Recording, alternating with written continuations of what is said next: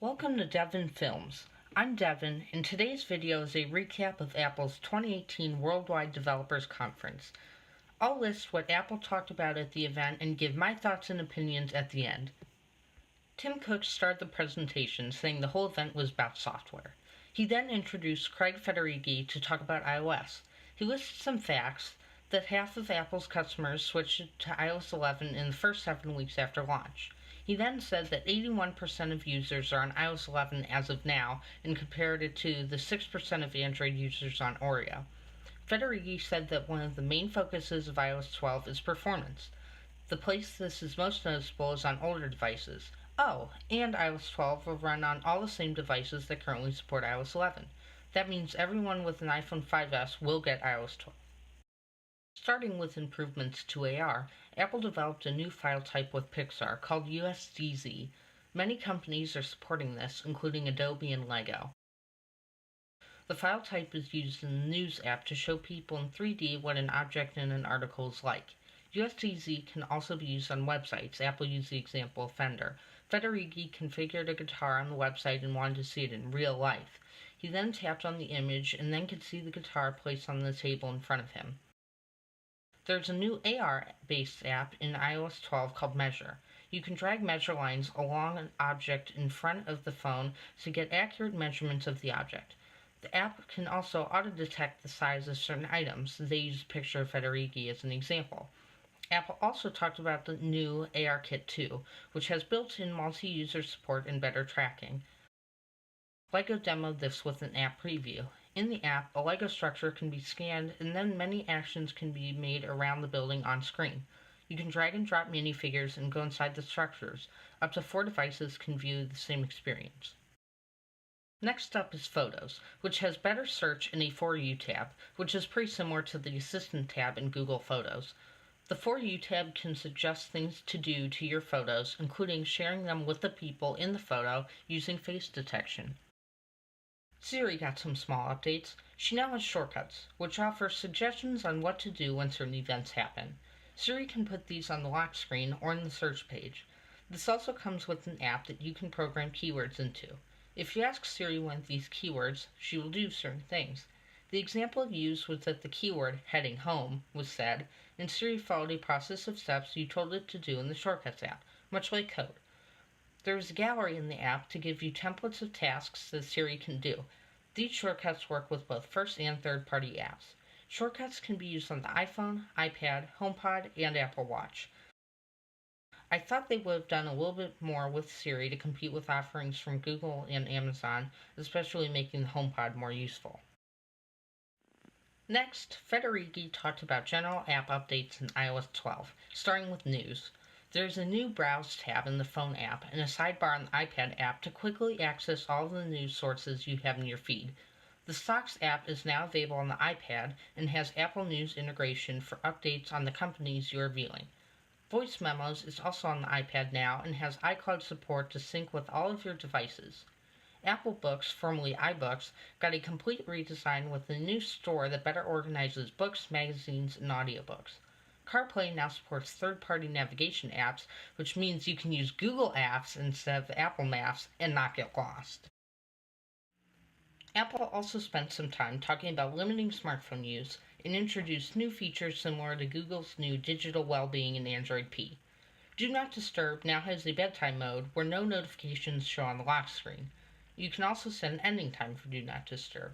Notifications were tweaked slightly. You can now configure them from the lock screen, much like Android, to pick how you are notified from an app. Also like Android, there are now group notifications, so ones from the same app are grouped together. One swipe from the right clears the whole group when you are done looking at them. Apple also introduced Screen Time, which are reports that give users a weekly activity summary. It tells you how you are using your phone, from how long you use certain apps to how many times you lift your phone to check notifications. You can set app limits based on this summary, and it works on iPhones and iPads. Federighi outlined a major use case for Screen Time. It can be used similarly to Amazon's Kindle Free Time to monitor your kids' usage. Screen Time can give parents activity reports of their kids' device, and they can set limits on their own phones or iPads. Parents can also limit access to certain apps or websites on Safari. This is all done using family sharing. The next part of iOS 12 detailed was communication. In messages, Animoji got 4 new characters: the ghost, koala, tiger, and T-Rex emojis. Animoji also now supports tongue detection. Within Animoji, users can create Memoji, which are set up similarly to Bitmoji. There are also new effects in the camera within messages. You can add shapes, text, filters, stickers, and Memoji into pictures.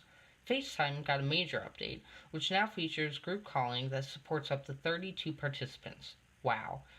When in a group FaceTime, people appear as tiles, which get bigger when the person is talking.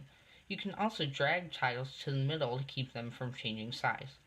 FaceTime is also integrated into messages now, so you can go from group chat to a group video call, all within the Messages app. You can also use filters, stickers, and an emoji during a FaceTime call. All of these features work on Macs, iPads, and iPhones. You can also answer in audio on the Apple Watch. Speaking of the Apple Watch, watchOS 5 was what was talked about next.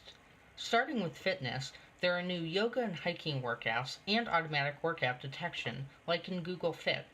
The Apple Watch also has a new walkie-talkie mode to talk to others without calling or texting them. The Siri watch face was updated and has the same shortcuts as on iOS. You can also raise your wrist to talk to Siri, so you don't have to use the "Hey Siri" prompt every time. Notifications are now interactive with shortcuts built in. Web content is now integrated into the watch, so you can view websites if a link was sent to you in a text. The podcast app is now available on the watch. Background audio can play in third-party apps, and the Wallet app now lets you program student ID cards into your watch. It can then be used around campus just like a student ID card. Apple also introduced a new watch face and watch band for Pride Month, which were made available right after the event. Next up was Apple TV. It now supports Dolby Atmos surround sound if you have compatible speakers. There are now 100 plus channels, including new live sports and live news ones.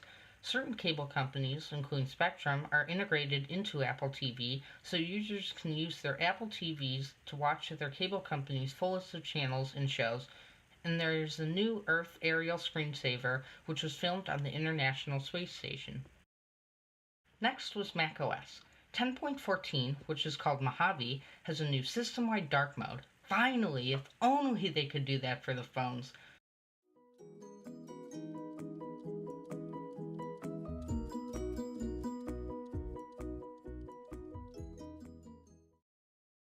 There's also a new feature called Dynamic Desktop, which allows the wallpaper on your Mac to change throughout the day, or based on if your computer has dark mode activated. On the desktop, a new feature called Stacks allows you to group files you have on your desktop based on what file type they are. No more hundreds of different files sprawled across the screen. The Finder app has a new viewing mode called Gallery View, and now in all viewing modes, a quick actions bar in the bottom right corner allows you to do certain actions to what you are viewing. It is contextual and changes based on what is being viewed. Quick Look now is a markup tool, which works similarly to the one on iPhones.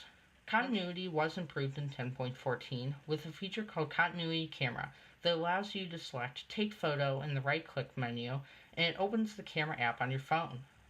The new Stocks, Voice Memos, and Home apps were added to the Mac. Safari was improved on both macOS and iOS. It now has better privacy and security features like fingerprinting prevention, making it hard for sites like Facebook to get so much data about you. Machine learning was also improved. A new app called Create ML allows people to add machine learning to their apps or websites even if they aren't a machine learning expert. And Core ML was updated. It is now 30% faster than the first version. The Mac App Store was redesigned, implementing some of the features introduced in iOS 11. There's also new rating and reviews support on the Mac. The last part of WWDC was answering a question asked by many Apple fans. Are you going to merge iOS and macOS? The answer was no, but kind of. Federici said that both macOS and iOS have unique qualities and use cases, and it wouldn't make sense to combine the two. He then said that while the two operating systems would not be combined, cross-platform apps are being created to run on both. Apple wants to implement the wider app selection on iOS into macOS. They are testing it out with the 4 apps new to macOS, and after that they will open up cross-platform coding to developers in 2019. And that about sums up the major news of WWDC. The developer versions of the OSs are available now, and the final versions will be released this fall. I would like to share some of my opinions of the event. First off, still no weather and calculator apps for the iPad, at least they added stocks. Second, Apple is definitely listening to their users for ideas like group FaceTime calls in the dark mode. They also borrowed some ideas from other companies like Google with the group notifications and smartphone usage monitoring. Third, while many were hoping for a full redesign of iOS, I'm okay that they didn't. Apple wanted to make sure everything went smoothly and that there would be no major software issues. I also think that the changes to both iOS and macOS announced at WWDC were pretty sizable and make up for it. Finally, while I know WWDC is mostly for software reveals, and I love software announcements way more than hardware ones because software impacts more people overall, there was absolutely no hardware release at WWDC. I was kind of hoping for updated iPads, MacBooks, iMacs, a new Mac Pro, a mini HomePod, even an iPhone SE 2, and also whatever happened to the AirPower charger. I guess they were just hoping everyone forgot about it until the keynote this September, a year after they announced it. Oh well, we'll just have to wait and see what happens. Thank you for watching my recap of the 2018 Worldwide Developers Conference. I hope you enjoyed it. Please feel free to leave thoughts and suggestions in the comment section. See you in the next video.